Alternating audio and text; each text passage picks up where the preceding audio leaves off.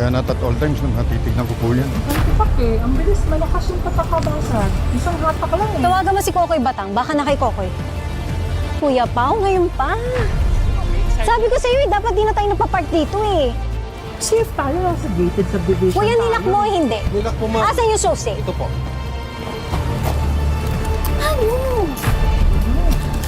Tay, malilate na ako, Tay. May meeting pa ako na. Dahil hindi ako nagloloko.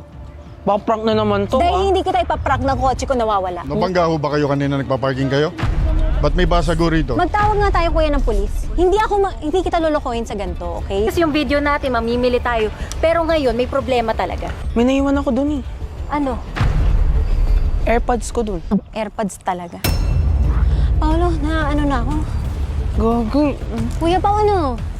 Kuya, baka pwede tayong tumawag ng pulis? Ma'am, hindi po pwede kasi tumawag agad ng pulis. Eh ano, nawala yung kotse, hindi pwedeng tumawag. Kailangan po muna mai-report po muna dito sa Oy, opisina. di-report muna! Bago po tayo tumawag ng pulis. Wala kayong nakitang ikot-ikot, wala kayong narinig nag-alarm, nabasag. Wala kayong narinig? Wala po eh.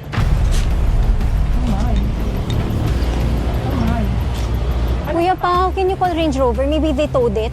Tinoban nila. Ikot kaya tayo, tapos pindot lang tayo ng pindot. Wala, hindi yan. Pero sigurado ka, kuya, dito mo siya pinark? Dito. Opo, dito tapat na. Dali, ginaid po kami, sir. Opo mo, ginaid ko pa nga po dito mag-park kanina eh.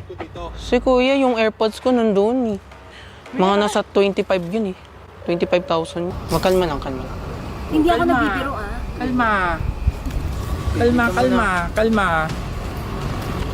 Kalma. Kuya, nanginginig na ako. Niloloko niyo ba ako?